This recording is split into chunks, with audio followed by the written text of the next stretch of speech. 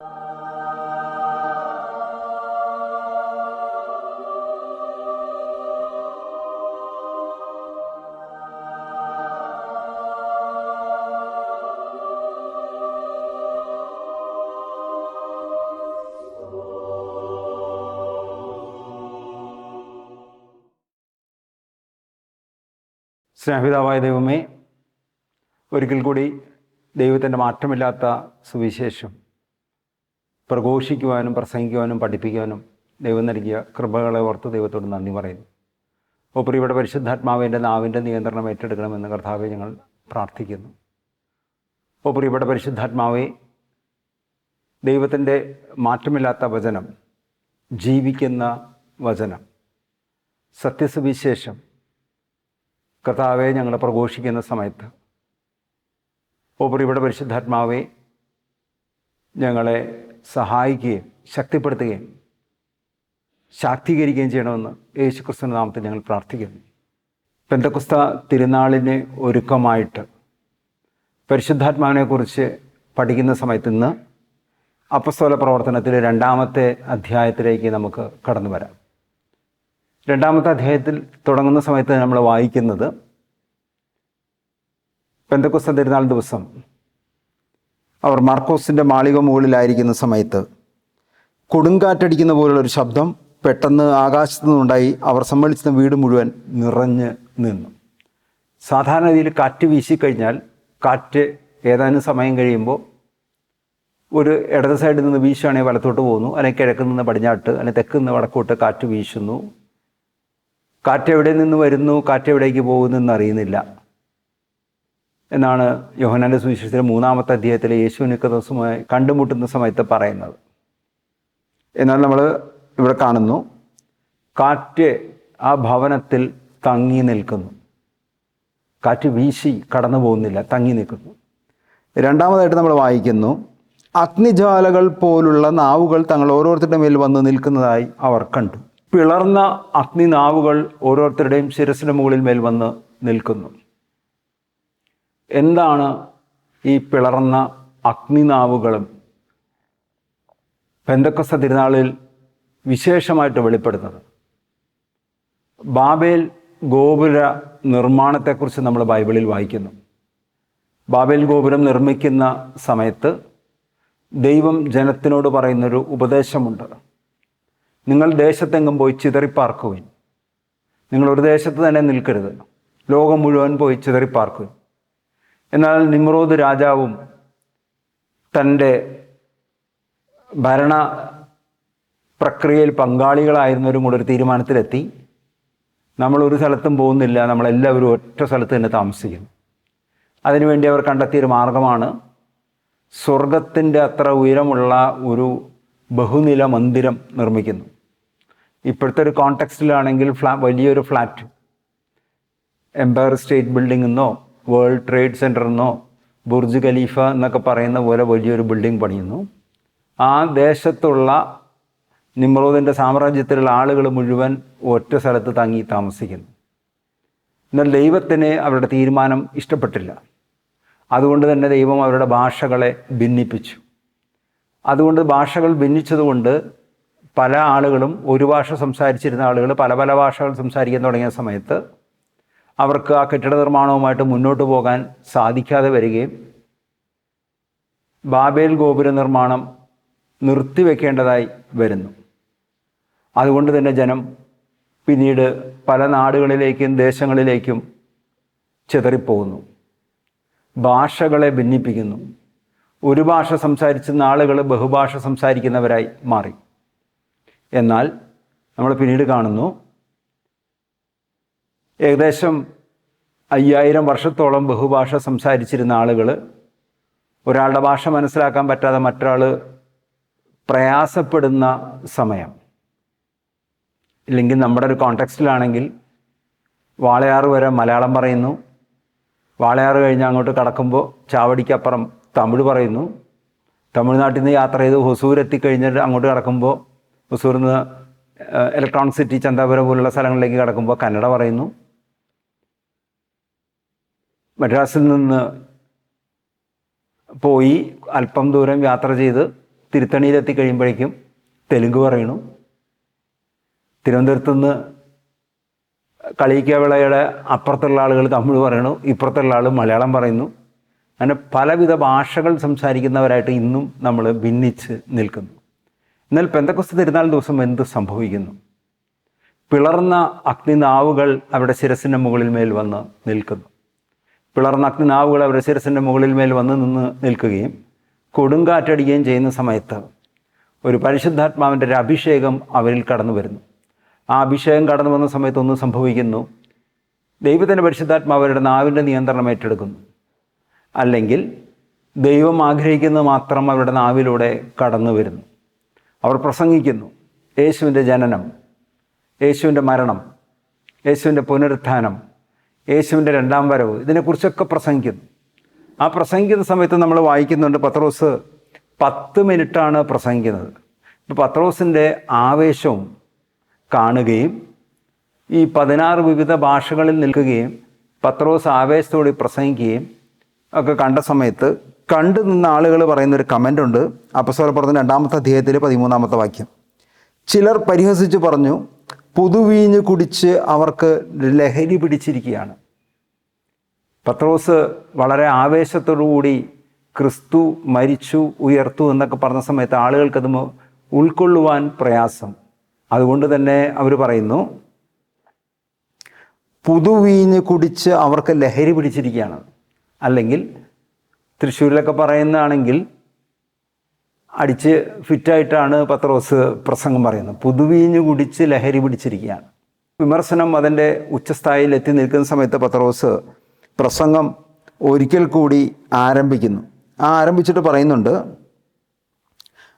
15-ാമത്തെ വാക്യം, നിങ്ങൾ വിചാരിക്കുന്ന പോലെ ഇവർ ലഹരി പിടിച്ചവരല്ല. കാരണം ഇപ്പോൾ ദിവസത്തിൻ്റെ 3-ാം മണിക്കൂറല്ലേ ആയിട്ടുള്ളൂ. മറിച്ച് ജോയേൽ പ്രവാചകൻ പറഞ്ഞതാണിത് എന്ന് പറഞ്ഞു കഴിഞ്ഞാൽ, ഞങ്ങൾ പുതുവീഞ്ഞ് കുടിച്ചിട്ടൊന്നുമില്ല, ജോയേൽ പ്രവാചകൻ മുൻപ് പ്രവചിച്ചതാണ് ഇപ്പോൾ സംഭവിച്ചിരിക്കുന്നത്. എന്താണ് ജോയേൽ പ്രവാചകൻ പറഞ്ഞതെന്ന് പത്രോസ് തുടർന്ന് പറയുന്നു. ദൈവം അരുളി ചെയ്യുന്നു, അവസാന ദിവസങ്ങളിൽ എല്ലാ മനുഷ്യരുടെ മേൽ എൻ്റെ ആത്മാവിനെ ഞാൻ വർഷിക്കും. അവസാന നാളുകൾ കടന്നു വരുന്ന സമയത്ത്, അവസാന നാളുകൾ എന്ന് പറഞ്ഞു കഴിഞ്ഞാൽ കാലത്തിൻ്റെ പൂർണ്ണതയിലാണ് യേശു കടന്നു വരുന്നത്. കാലസമ്പൂർണതയിൽ യേശു ജനിച്ചെന്നാണ് സുവിശേഷം പറയുന്നത്. ഇപ്പോൾ കാലത്തിൻ്റെ സമ്പൂർണത കടന്നു വന്ന സമയത്ത് യേശു ജനിക്കുന്നു. ആ ജനിച്ച സമയത്ത് പറയുന്നു, അവസാന നാളുകളിൽ എല്ലാ മനുഷ്യരുടെ മേൽ ഞാൻ എൻ്റെ ആത്മാവിനെ വർഷിക്കും. പഴയ നിയമം നമ്മൾ വായിക്കുന്ന സമയത്ത് ദൈവത്താൽ തിരഞ്ഞെടുക്കപ്പെട്ട പ്രവാചകന്മാർ, പുരോഹിതന്മാർ, ന്യായാധിപന്മാർ അല്ലെങ്കിൽ ദൈവികമായ ഏതെങ്കിലും ശുശ്രൂഷ ചെയ്യുന്ന ആളുകളിലേക്കാണ് ദൈവത്തിൻ്റെ പരിശുദ്ധാത്മാവ് കടന്നു വന്നിരുന്നത്. സാവൂളിനെ രാജാവായി തിരഞ്ഞെടുത്തപ്പോൾ രാജകീയമായ പരിശുദ്ധാത്മാഭിഷേകം കടന്നു വരും. ദാവീദിനെ രാജാവായി തിരഞ്ഞെടുത്ത സമയത്ത് ദാവീദിന് രാജകീയമായ പരിശുദ്ധാത്മാഭിഷേകം വരുന്നു.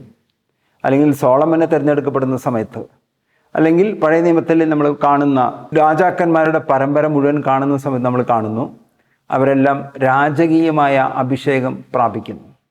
മോശ, ജോഷുവ പോലുള്ള ആളുകൾ നേതൃത്വപരമായ അഭിഷേകം പ്രാപിക്കും. എബ്രഹാം, ഇസഹാക്ക്, യാക്കോബ്, ജോസഫ് എല്ലാം പ്രത്യേകമായ ദൈവത്തിൻ്റെ പുരോഹിത അഭിഷേകം അല്ലെങ്കിൽ പ്രവാചക അഭിഷേകം പ്രാപിക്കുന്നു. തുടർന്ന് നമ്മൾ പഴയ നിയമത്തിലെ 13 ചെറിയ പ്രവാചകന്മാരെ കാണുന്നു. ഏശയ്യ, ജെറമിയ, ദാനിയേൽ മുതലായ വലിയ പ്രവാചകന്മാരെ നമ്മൾ കാണുന്നു. ഇവരെല്ലാം ദൈവത്തിൻ്റെ പരിശുദ്ധാത്മാവിനാൽ നിറയപ്പെട്ട ആളുകളാണ്. സാംസനെ പോലുള്ള ന്യായാധിപന്മാർ, ഒഥനീയലിനെ പോലുള്ള ന്യായാധിപന്മാർ, ഗിദെയോനെ പോലുള്ള ന്യായാധിപന്മാർ, ദെബോറയെ പോലുള്ള ന്യായാധിപന്മാർ, ഇവരെല്ലാം ദൈവത്തിൻ്റെ പരിശുദ്ധാത്മാവിനാൽ നിറയുന്നു. സാർവത്രികമായ പരിശുദ്ധാഭിഷേകത്തിന് പകരം ഏതാനും വ്യക്തികൾക്ക് മാത്രം ദൈവത്തിൻ്റെ പരിശുദ്ധാത്മാവിൻ്റെ അഭിഷേകം പ്രാപിക്കുന്നു. അങ്ങനെ ദൈവത്തിൻ്റെ പരിശുദ്ധാത്മാവിൻ്റെ അഭിഷേകം ഏതാനും വ്യക്തികൾ മാത്രം പ്രാപിക്കുന്ന സമയത്ത് നമ്മൾ വായിക്കുന്നു, അന്ത്യകാലത്ത് എല്ലാവരുടെ മേൽ എൻ്റെ ആത്മാവിനെ ഞാൻ വർഷിക്കും എന്ന് പറഞ്ഞു കഴിഞ്ഞാൽ പത്രോസ് പറയുന്നത് ഞാൻ എനിക്കറിയാവുന്ന അറമായൽ ഭാഷയിൽ പ്രസംഗിക്കുന്ന സമയത്ത് ഇവിടെ നിൽക്കുന്ന 16 വിവിധ ഭാഷകൾ സംസാരിക്കുന്നവർക്ക് താങ്കളുടെ ഭാഷയിൽ മനസ്സിലാകുന്നുണ്ടെങ്കിൽ അത് എൻ്റെ മേലെന്ന പോലെ കേട്ടുകൊണ്ടിരുന്ന ആളുകളിലേക്കും ഞാൻ പറയുന്നത് ശ്രവിക്കുമ്പോൾ ദൈവത്തിൻ്റെ പരിശുദ്ധാത്മാഭിഷേകം പകർന്നു തരുന്നു. ഇന്നാണെങ്കിൽ നമുക്ക് അറിയാത്ത ഒരാളോട് സംസാരിക്കുകയാണെന്നുണ്ടെങ്കിൽ ഒന്നേ നമ്മൾ ഭാഷ പഠിക്കുന്നു. ദുബായിൽ ജോലിക്ക് പോകുന്ന ആളുകൾ അത്യാവശ്യം മുറി അറബിയൊക്കെ പഠിക്കുന്നു. നോർത്ത് ഇന്ത്യയിലേക്ക് ജോലിക്ക് പോകുന്ന ആളുകൾ ഹിന്ദി പഠിക്കുന്നു. അമേരിക്കയിലും കാനഡയിലും പോകുന്ന ആളുകൾ ഇംഗ്ലീഷ് പഠിക്കുന്നു. അല്ലെങ്കിൽ ഏത് ദേശത്തേക്കാണോ കടന്നു ചെല്ലുന്നത് ആ ഭാഷ പഠിക്കുന്നു. ഇനി ഭാഷ പഠിക്കാൻ പറ്റാത്തവരാണെങ്കിൽ മൊബൈലിൽ ഗൂഗിൾ ട്രാൻസ്ലേറ്റർ ഇട്ട് വേർഡ് കമാൻഡ് കൊടുത്തിട്ട് അവർ പറയുന്നത് ഏത് ഭാഷക്കാരോടാണ് സംസാരിക്കുന്നത് അവരത് അവരുടെ ഭാഷയിൽ എഴുതി കാണിക്കുകയോ കേൾക്കുകയോ ചെയ്യുന്ന ടെക്നോളജി ഇപ്പോൾ മനുഷ്യൻ വികസിപ്പിച്ച് എടുത്തിരിക്കുന്നു. എന്നാൽ ഇത്തരം സാങ്കേതിക വിദ്യകളൊന്നും ഇല്ലാതിരുന്ന കാലത്ത് പത്രോസ് പ്രസംഗിക്കുന്നു. അവിടെ കടന്ന 16 വിവിധ ഭാഷകൾ സംസാരിക്കുന്ന ആളുകൾക്ക് താങ്കളുടെ ഭാഷകളിൽ മനസ്സിലാക്കാൻ സാധിക്കുന്നു എന്ന് പറഞ്ഞു കഴിഞ്ഞാൽ പത്രോസിൻ്റെ മേലെന്ന പോലെ തന്നെ അവിടെ കൂടിയിരുന്ന ജനത്തിൻ്റെ മേൽ ദൈവത്തിൻ്റെ പരിശുദ്ധാത്മാവ് ഒരു അഭിഷേകമായി മാറുന്നു. അന്ത്യകാലത്ത് ഞാൻ എൻ്റെ ആത്മാവിനെ എല്ലാവരുടെ മേൽ വർഷിക്കും. രണ്ടാമത് പറയുന്നു, നിങ്ങളുടെ പുത്രന്മാരും പുത്രിമാരും പ്രവചിക്കും. പുത്രന്മാരും പുത്രിമാരും പ്രവചിക്കും എന്ന് പറഞ്ഞു കഴിഞ്ഞാൽ ദൈവത്തിൻ്റെ പരിശുദ്ധാത്മാവ് കടന്നു വരുന്ന സമയത്ത് നിങ്ങളുടെ പുത്രന്മാരും പുത്രിമാരും പ്രവചിക്കുന്നു. ഭാവിയിൽ സംഭവിക്കാൻ പോകുന്ന കാര്യങ്ങൾ അവർക്ക് മനസ്സിലാകുന്നു. അവരെ ഭാവിയിൽ സംഭവിക്കാൻ പോകുന്ന കാര്യങ്ങളെക്കുറിച്ച് ജനത്തിന് താക്കീത് കൊടുക്കുന്നു. ജനത്തിന് മുന്നറിയിപ്പ് നൽകുന്നു. ദൈവകൽപ്പനകളും ദൈവിക നിയമങ്ങളും അനുസരിച്ച് ജീവിച്ചില്ലെങ്കിൽ വരാൻ പോകുന്ന ദുരന്തത്തെക്കുറിച്ച് പറയുന്നു. വരാൻ പോകുന്ന നിത്യനാശത്തെക്കുറിച്ച് പറയുന്നു. ഇതിൽ നിന്നെല്ലാം വിഭിന്നമായ ചില കാര്യങ്ങൾ അവർക്ക് മനസ്സിലാവുന്നു. നിങ്ങളുടെ പുത്രന്മാരും പുത്രിമാരും പ്രവചിക്കും. പണ്ട് സാമുവൽ ഒരു പ്രവാചകനായിരുന്നു. അല്ലെങ്കിൽ തിരഞ്ഞെടുക്കപ്പെട്ട വളരെ കുറച്ച് പ്രവാചകന്മാർ മാത്രമാണുണ്ട്. ബാലാമിനെ കുറിച്ച് പറയുന്നുണ്ട്, അവനൊരു പ്രവാചകനായിരുന്നു എന്ന് പറയുന്നുണ്ട്. ദബോറ ഒരു പ്രവാചികയായിരുന്നു എന്ന് പറയുന്നുണ്ട്. അപ്പോൾ അതുകൊണ്ട് തന്നെ പലപ്പോഴും തിരഞ്ഞെടുക്കപ്പെട്ട പ്രവാചകന്മാരും പ്രവാചികമാരും ഉണ്ടായിരുന്ന സമയത്ത് പറയുന്നു, യേശുവിൽ വിശ്വസിക്കുന്ന ആളുകളുടെ മേൽ ദൈവത്തിൻ്റെ പരിശുദ്ധാത്മാവ് കടന്നു വരുന്ന സമയത്ത് നിങ്ങളുടെ പുത്രന്മാരും പുത്രിമാരും പ്രവചിക്കും. മോശയുടെ മേലുള്ള ചൈതന്യം 72 പേരിലേക്ക് പകരപ്പെടാൻ വേണ്ടി മോശ പ്രാർത്ഥിക്കുന്നു. 70 പേര് മാത്രമാണ് പ്രാർത്ഥനാ കൂട്ടായ്മയിൽ കടന്നു വന്നത്. 70 പേര് പ്രാർത്ഥനാ കൂട്ടായ്മയിൽ കടന്നു വന്ന സമയത്ത് 2 പേര് വന്നില്ല. 70 പേര് മാത്രമാണ് വന്നത്. ആ 70 പേരിലേക്കും ഈ പ്രവാചകാഭിഷേകം മോശ പ്രാർത്ഥിച്ചപ്പോൾ ലഭിച്ചു. കുറച്ച് കഴിഞ്ഞപ്പോൾ ജോഷുവ പോയി നോക്കുന്ന സമയത്ത് ഈ മീറ്റിങ്ങിന് വരാതിരുന്ന 2 പേര്, അബീദ്, നഹാബ് എന്നിവർ 2 പേര് അവിടെ നിന്ന് പ്രവചിക്കുന്നു. അവരെ വിലക്കട്ടെ എന്ന് മോശയോട് ചോദിക്കുന്ന സമയത്ത് മോശ പറയുന്നു, അവരെ ആരെയും വിലക്കണ്ട, എല്ലാവരും പ്രവാചകന്മാരായി തീരട്ടെ എന്ന് പറയും. സാമുവൽ പ്രവാചകനെ അന്വേഷിച്ച് സാവൂളും തൻ്റെ സൈനികരും ചെല്ലുന്ന സമയത്ത് ആദ്യം കുറച്ച് സൈനികരെ അയക്കുന്നു. അവരവിടെ ചെന്നപ്പോൾ പ്രവാചകന്മാരോടൊപ്പം ചെന്ന് കഴിഞ്ഞപ്പോൾ അവർ പ്രവചിക്കാൻ തുടങ്ങി. വേറെ കുറച്ച് ഭൃത്യന്മാരെ പറഞ്ഞയച്ചു. അവരും പ്രവചിക്കുവാനായിട്ട് തുടങ്ങി. കുറച്ച് കഴിഞ്ഞപ്പോൾ സാവൂൾ കടന്നു വന്നു. സാവൂളും സാമുവലിനോടൊപ്പം പ്രവചിക്കുവാനായിട്ട് തുടങ്ങി. അല്ലെങ്കിൽ ആരെല്ലാം പ്രവാചക വൃന്ദത്തിലേക്ക് കടന്നു വന്ന് അവർക്കൊക്കെ പ്രവചനപരം ലഭിച്ചു. അത് പണ്ട് അത് സംഭവിച്ചെങ്കിൽ അതുപോലെ തന്നെ അല്ലെങ്കിൽ അതിൽ കൂടുതലായിട്ട് സംഭവിക്കുമെന്ന് പറയും. നിങ്ങളുടെ പുത്രന്മാരും പുത്രിമാരും പ്രവചിക്കും. അല്ലെങ്കിൽ സുവിശേഷം കേട്ടത് അപ്പനാണെങ്കിൽ മകനും മകളും ഒക്കെ പ്രവാചകരായി മാറുമെന്ന് നമ്മൾ ഈ വചനത്തിൽ കാണുന്നു. നമ്മൾ കാണുന്നുണ്ട് ഫിലിപ്പോസിൻ്റെ 4 പുത്രിമാരും പ്രവചനപരം ഉള്ളവരായിരുന്നു. അപ്പോസ്തല പ്രവർത്തനം നമ്മൾ വായിക്കുന്നു.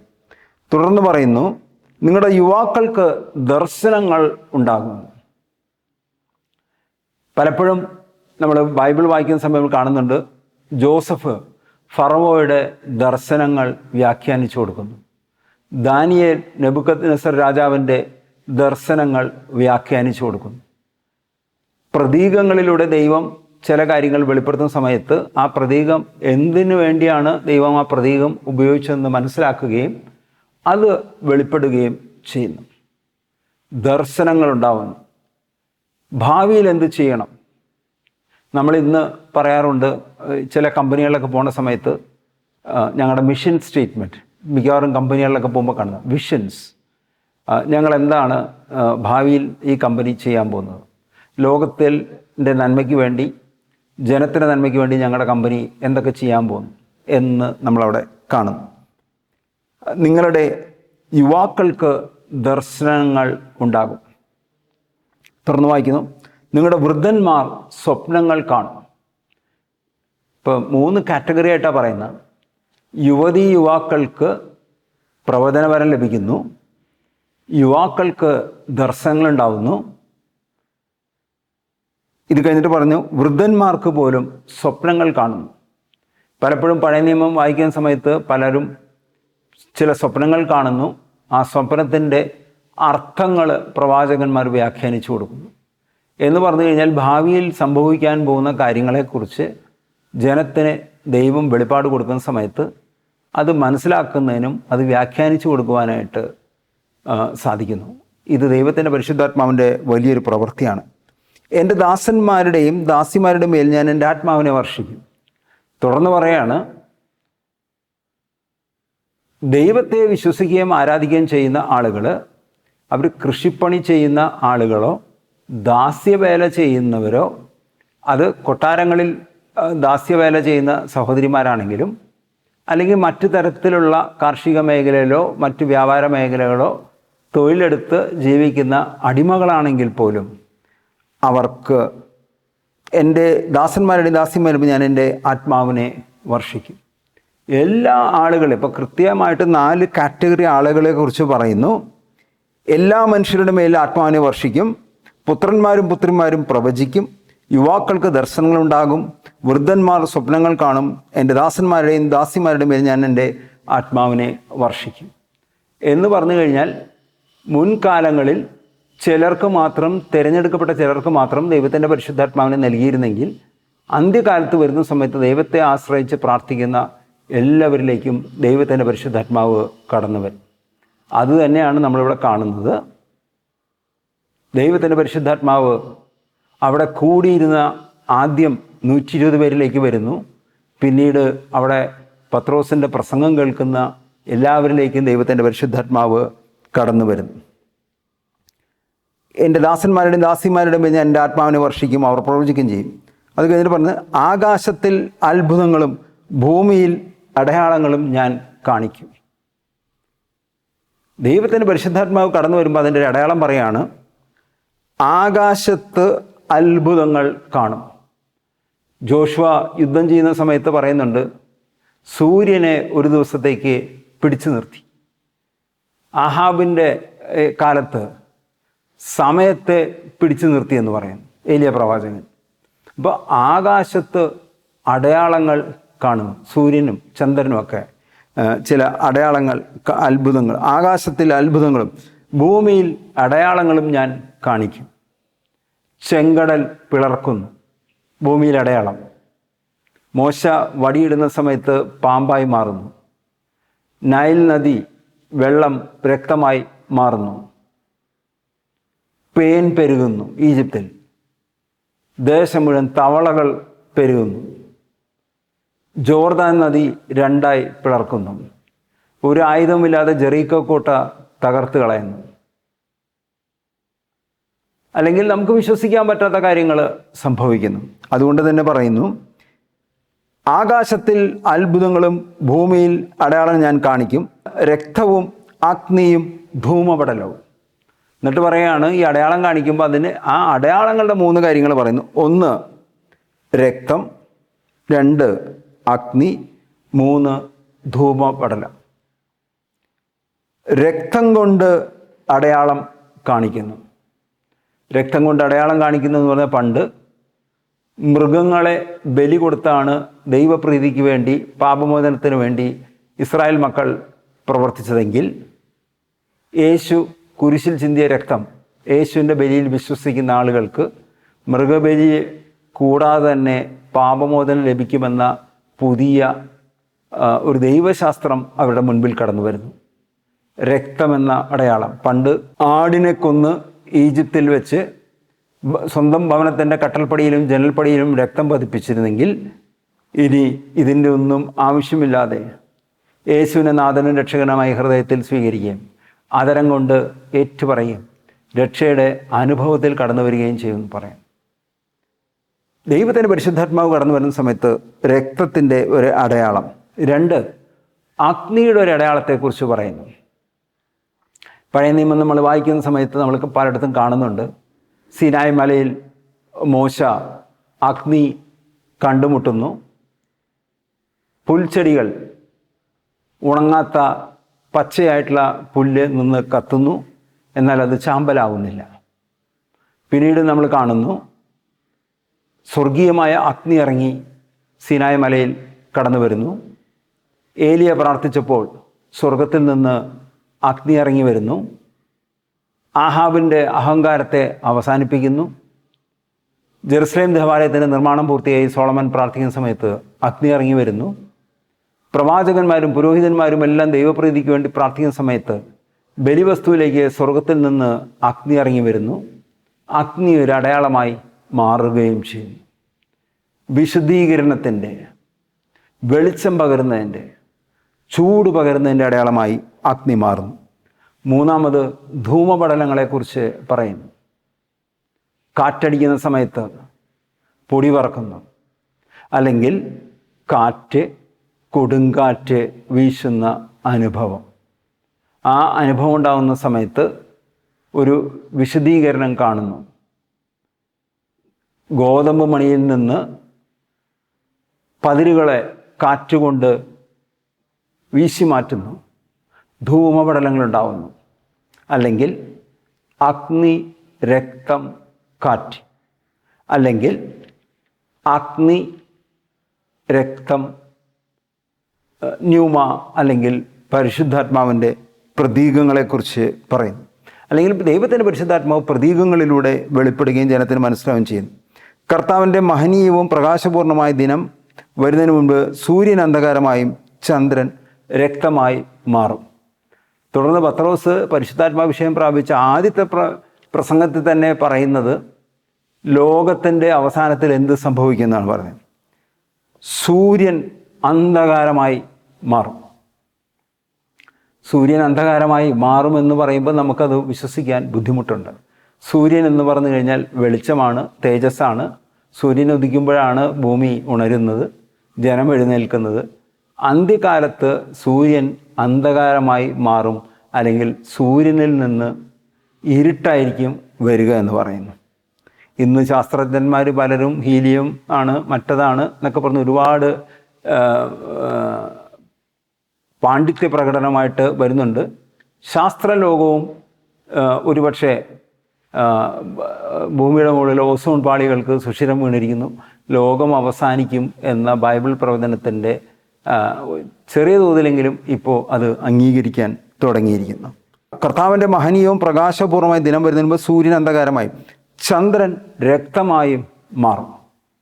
അപ്പോൾ 2 സമയം മനസ്സിലാക്കുന്നതിന്, അല്ലെങ്കിൽ കാലങ്ങൾ മനസ്സിലാക്കുന്നതിന്, ഇരുട്ടും പ്രകാശം മനസ്സിലാക്കുന്നതിന്, രാത്രിയും പകലും മനസ്സിലാക്കുന്നതിന് ചന്ദ്രനും സൂര്യനുമാണ് 2 അടയാളങ്ങളുള്ളത്. സൂര്യൻ അന്ധകാരമായും ചന്ദ്രൻ ഇരുട്ടുമായി മാറി, അല്ലെങ്കിൽ രക്തമായി മാറിക്കൊണ്ട് അടയാളം നൽകുമെന്ന് പറഞ്ഞു. കർത്താവിൻ്റെ നാമം വിളിച്ചപേക്ഷിക്കുന്നവർ രക്ഷപ്രാപിക്കും. ഈ പ്രയാസകരമായ സാഹചര്യങ്ങളിലൂടെയൊക്കെ കടന്നു പോകുന്ന സമയത്ത് അവസാനം പറയുന്നു, കർത്താവിൻ്റെ നാമം വിളിച്ചപേക്ഷിക്കുന്നവർ രക്ഷ പ്രാപിക്കും. ദൈവത്തിൻ്റെ പരിശുദ്ധാത്മാവ് കാത്തിരുന്ന് പ്രാർത്ഥിക്കുന്നവരിലേക്ക് വരുന്നു. അവർ രക്ഷയുടെ അനുഭവത്തിലേക്ക് കടന്നു പോവുകയും ചെയ്യും. തുടർന്ന് യേശുവിൻ്റെ ജനനത്തെക്കുറിച്ചും മരണത്തെക്കുറിച്ചും ഉത്ഥാനത്തെക്കുറിച്ചും വീണ്ടും വരവിനെക്കുറിച്ച് പത്രോസ് പ്രസംഗിക്കുന്നു. ആ പ്രസംഗിക്കുന്ന സമയത്ത് പത്രോസ് അവസാനം അവരോട് പറയുന്നുണ്ട്. 2-ാമത്തെ അധ്യായത്തിൽ 37-ാമത്തെ വാക്യം വരുന്ന സമയത്ത് നമ്മളിങ്ങനെയാണ് വായിക്കുന്നത്. ഇത് കേട്ടപ്പോൾ അവർ ഹൃദയം നുറുങ്ങി പത്രോസിനോടും മറ്റ് അപ്പോസ്തലന്മാരോടും ചോദിച്ചു, സഹോദരന്മാരെ, ഞങ്ങളെന്താണ് ചെയ്യേണ്ടത്? ആകെ 10 മിനിറ്റാണ് പ്രസംഗിക്കുന്നത്, 30 വാക്യങ്ങളാണ് ആകെ പറയുന്നത്. ആ പ്രസംഗം കേട്ട സമയത്ത് അവർ പറയുന്നു, സഹോദരന്മാരെ, ഞങ്ങൾ എന്താണ് ചെയ്യേണ്ടത്? പത്രോസ് പറഞ്ഞു, നിങ്ങൾ പശ്ചാത്തപിക്കുക, പാപമോചനത്തിനായി എല്ലാവരും യേശുക്രിസ്തുവിന്റെ നാമത്തിൽ സ്നാനം സ്വീകരിക്കുക. പാപമോചനത്തിനായി യേശുക്രിസ്തുവിന്റെ നാമത്തിൽ സ്നാനം സ്വീകരിക്കുക. പരിശുദ്ധാത്മാവിൻ്റെ ദാനം നിങ്ങൾക്ക് ലഭിക്കും. അപ്പോൾ പരിശുദ്ധാത്മാവിൻ്റെ ദാനം ലഭിക്കാനായിട്ട് ഒന്നാമത് ചെയ്യുന്നത് ജ്ഞാനസ്നാനം സ്വീകരിക്കുക. കത്തോലിക്ക സഭയിലുള്ള മിക്കവാറും ആളുകൾ 8 മുതൽ 90 ദിവസത്തിനുള്ളിൽ ശിശുക്കൾക്ക് ജ്ഞാനസ്നാനം നൽകുന്നു. അതുകൊണ്ട് ജ്ഞാനസ്നാനം സ്വീകരിക്കാതെ മാറി നിൽക്കുന്ന ആളുകളുണ്ടെങ്കിൽ അവർക്ക് ജ്ഞാനസ്നാനം സ്വീകരിക്കാനുള്ള പ്രചോദനം നൽകുക. പരിശുദ്ധ ദാനം നിങ്ങൾക്ക് ലഭിക്കും. ഈ വാഗ്ദാനം നിങ്ങൾക്കും നിങ്ങളുടെ സന്താനങ്ങൾക്കും വിദൂരസ്ഥർക്കും നമ്മുടെ ദൈവമായ കർത്താവ് തൻ്റെ അടുക്കിലേക്ക് വിളിക്കുന്ന എല്ലാവർക്കും ഉള്ളതാണ്. പരിശുദ്ധാത്മാവിൻ്റെ വാഗ്ദാനം എല്ലാവർക്കും ഉള്ളതാണ്. അവൻ മറ്റു പല വചനങ്ങളാലും അവർക്ക് സാക്ഷ്യം നൽകുകയും ഈ ദൂഷിച്ച തലമുറയെ നിന്ന് നിങ്ങളെ തന്നെ രക്ഷിക്കുവാൻ എന്ന് ഉപദേശിക്കുകയും ചെയ്തു. അവൻ്റെ തുടർന്ന് 41-ാമത്തെ വാക്യത്തിൽ പറയുന്നു, അവൻ്റെ വചനം ശ്രവിച്ചവർ, അല്ലെങ്കിൽ പത്രോസിൻ്റെ പ്രസംഗം ശ്രവിച്ചവർ ആ ദിവസം തന്നെ 3000-ഓളം ആളുകൾ അവരോട് ചേർന്നു. ജ്ഞാനസ്നാനം സ്വീകരിച്ച് ഈ പത്രോസ് പ്രസംഗിച്ചത് കേട്ട ആളുകളിൽ 3000 പേര് സഭയോട് ചേർന്നു. ആ ചേർന്ന് കഴിഞ്ഞിട്ട് അവരെന്ത് ചെയ്തു എന്ന് ഇവിടെ കൃത്യമായിട്ട് കൊടുത്തിരിക്കുന്നു. അപ്പസ്തോലന്മാരുടെ പ്രബോധനം, അല്ലെങ്കിൽ യേശു പഠിപ്പിച്ച കാര്യങ്ങൾ വീണ്ടും വീണ്ടും കേൾക്കുകയും വായിക്കുകയും പഠിക്കുകയും ചെയ്തു. കൂട്ടായ്മ, ഫെലോഷിപ്പ്, അപ്പസ്തോലന്മാരോട് ചേർന്ന് കൂട്ടായ്മ ആചരിക്കുന്നു. അപ്പം മുറിക്കൽ ശുശ്രൂഷ, യേശു തൻ്റെ മരണത്തിന് മുമ്പ് അന്ത്യത്താഴ വേളയിൽ പറഞ്ഞ പ്രബോധനം. അപ്പം എടുത്തുകൊണ്ട് പറഞ്ഞു ഇതെൻ്റെ ശരീരമാകുന്നു, വീഞ്ഞെടുത്തുകൊണ്ട് പറഞ്ഞു ഇതെൻ്റെ രക്തമാകുന്നു. എൻ്റെ ശരീരം വാങ്ങി ഭക്ഷിക്കുകയും എൻ്റെ രക്തം വാങ്ങി പാനം ചെയ്യുന്ന എന്നിലും ഞാൻ അവനിലും വസിക്കാവും നിത്യജീവന് വേണ്ടി ധാരാളം ഫലം പുറപ്പെടുവിക്കുന്നു. ഇതെൻ്റെ ഓർമ്മയ്ക്കായി ചെയ്യുവിൻ എന്ന പ്രബോധനം. അതനുസരിച്ച് അവർ അപ്പം മുറിക്കൽ, പ്രാർത്ഥന എന്നിവയിൽ സദാ താല്പര്യപൂർവ്വം പങ്കുചേർന്നു. ജ്ഞാനസ്നാനം സ്വീകരിച്ച് സഭയിൽ അംഗങ്ങളായിരിക്കുന്ന ആളുകൾ ഇന്നും അനുഷ്ഠിക്കേണ്ട കാര്യങ്ങൾ, അല്ലെങ്കിൽ പരിശുദ്ധാത്മാഭിഷേകത്തിന് വേണ്ടി കാത്തിരുന്ന് പ്രാർത്ഥിക്കുന്ന ആളുകൾ ഒരു തീരുമാനമെടുക്കാം. ആ തീരുമാനം ഇതാണ്. 1, അപ്പസ്തോലന്മാരുടെ പ്രബോധനം, സഭ കാലാകാലഘട്ടങ്ങളിൽ നൽകുന്ന പ്രബോധനങ്ങൾ. ഇപ്പം നമ്മൾ സഭാചരിത്രത്തിലൂടെ കടന്നു പോകുന്ന സമയത്ത് നിക്കിയ സൂനഹദോസ്, തെന്ത്രോസ് സൂനഹദോസ്, Vatican council 1, Vatican council 2, Jerusalem സൂനഹദോസ് എന്നൊക്കെ സുപ്രധാനമായ തീരുമാനങ്ങൾ സഭയിലെടുക്കുന്ന സമയത്ത് മുൻപ് ഉണ്ടായിരുന്ന ആചാരങ്ങളും പാരമ്പര്യങ്ങളിൽ നിന്നും വ്യത്യസ്തമായതിലേക്ക് പോകുന്ന സമയത്ത് സഭാ നേതൃത്വം എടുക്കുന്ന തീരുമാനങ്ങൾ അംഗീകരിക്കുക. അവർ അപ്പസ്തോലന്മാരുടെ പ്രബോധനം, ഇതിനെയാണ് അപ്പസ്തോലന്മാരുടെ പ്രബോധനം എന്ന് പറയുന്നത്.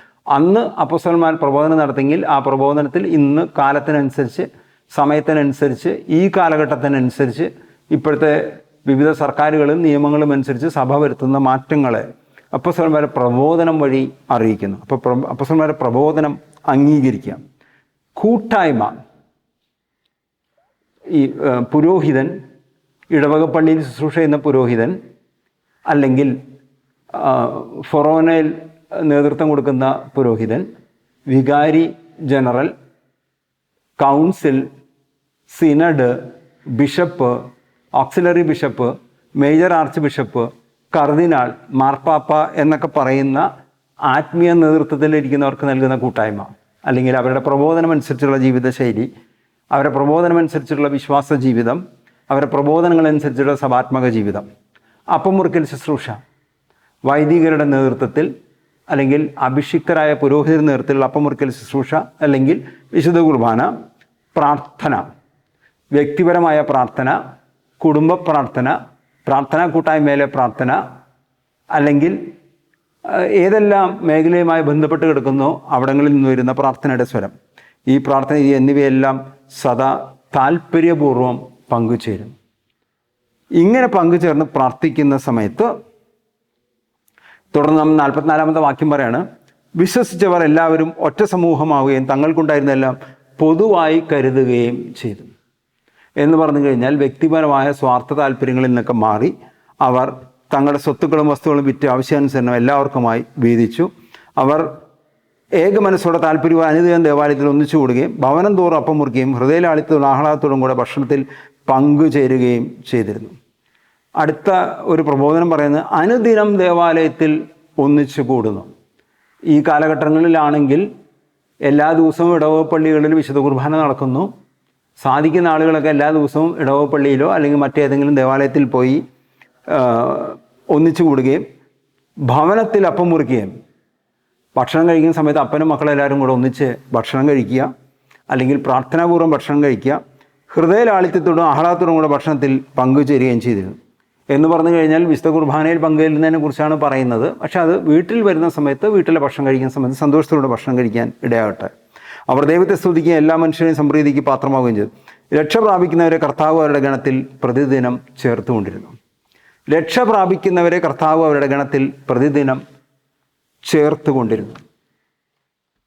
രക്ഷയുടെ അനുഭവത്തിലേക്ക് കടന്നു വന്ന ആളുകൾ, സുവിശേഷം കേട്ടവർ, അപ്പോസ്തലന്മാരുടെ പ്രബോധനം കേട്ടവർ, കൂട്ടായ്മയിൽ പങ്കാളികളായവർ, അപ്പം മുറിക്കൽ ശുശ്രൂഷയിൽ ഭാഗമായവർ, പ്രാർത്ഥനയിൽ പങ്കാളികളായി, ഇവരെല്ലാം രക്ഷിക്കപ്പെട്ടവരുടെ കൂട്ടത്തിലേക്ക് കടന്നു വന്നു. ഇന്ന് ഈ വർഷം പെന്തക്കോസ്ത തിരുനാളിന് ഒരുങ്ങി 10 ദിവസം കാത്തിരുന്ന് പ്രാർത്ഥിച്ച് അഭിഷേകം പ്രാർത്ഥിക്കുന്ന സമയത്ത് ധാരാളം ജനങ്ങളെ, സുവിശേഷം കേൾക്കാത്തവരോട് സുവിശേഷം പറയുവാനും, അവരെ മാനസാന്തരത്തിലേക്ക് നയിക്കാനും, രക്ഷയുടെ അനുഭവത്തിലേക്ക് നയിക്കാനും, പൈശാചിക പീഡകളിൽ നിന്ന് വിടുവിക്കാനും, രോഗസൗഖ്യം നൽകുന്നതിനും, അതുവഴി ദൈവരാജ്യത്തിൻ്റെ സംസ്ഥാപനം ഉണ്ടാകാൻ വേണ്ടി നമുക്ക് പ്രാർത്ഥിക്കാം. ദൈവം നിങ്ങളെല്ലാവരെയും ധാരാളമായി അനുഗ്രഹിക്കട്ടെ എന്ന് പ്രാർത്ഥിക്കുന്നു. ഈ പെന്തക്കോസ്ത ദിവസങ്ങൾ ജൂൺ 6, 7, 8, 8-ാം തീയതിയാണ് പെന്തക്കോസ്ത ദിനം. 6, 7, 8, 9 ദിവസങ്ങളിൽ നമ്മുടെ ടീമിൻ്റെ നേതൃത്വത്തിൽ, പങ്കാളിത്തത്തിൽ തൃശ്ശൂർ ജില്ലയിലെ ഗാഗുൽത്ത ധ്യാന കേന്ദ്രത്തിൽ ഡയറക്ടർ ബെന്നി പി ട്രസ്റ്റിന് നേതൃത്വം നടക്കുന്ന ധ്യാന ശുശ്രൂഷകളിൽ പങ്കെടുക്കുവാൻ നിങ്ങളെല്ലാവരെയും ക്ഷണിക്കുന്നു. ദൈവം നിങ്ങളെ ധാരാളമായി അനുഗ്രഹിക്കട്ടെ എന്ന് പ്രാർത്ഥിക്കുന്നു. ആമേൻ.